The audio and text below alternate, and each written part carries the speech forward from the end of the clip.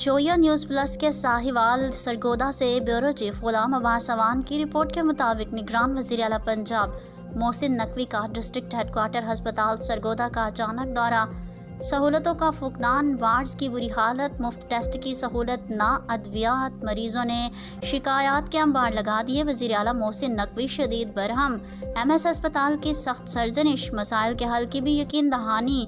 वज़ीर आला मोहसिन नकवी ने इलाज मुआवजे की सहूलतों का जायज़ा लिया, इस्तकबालिया पर्ची काउंटर पर मरीजों और तीमारदारों से मुलाकात की और तिब्बी सहूलतों के बारे में दरियाफ्त किया। वज़ीर आला मोहसिन नकवी ने सर्जिकल एमरजेंसी वार्ड, बच्चा ward, medical emergency ward, dengue ward और दीगर वार्ड्स का तफसीली दौरा किया, फ़र्दन मरीज़ों से मुलाकात की। आखिर में वज़ीर आला मोहसिन नकवी के डिस्ट्रिक्ट हेडक्वार्टर हस्पताल सरगोदा की कॉन्फ्रेंस हॉल में इंतज़ामिया और डॉक्टर से मुलाकात। वज़ीर आला मोहसिन नकवी ने डॉक्टर्स के मसाइल सुने और हल की यकीन दहानी कराई। डॉक्टर इशूज़ को हल किया जाएगा, लेकिन किसी को सियासत नहीं करने देंगे। मोहसिन नकवी वज़ीर आला मोहसिन नकवी ने हस्पताल के साथ ज़ेर तामीर इमारत और गवर्नमेंट TB हस्पताल सरगोदा का दौरा भी किया।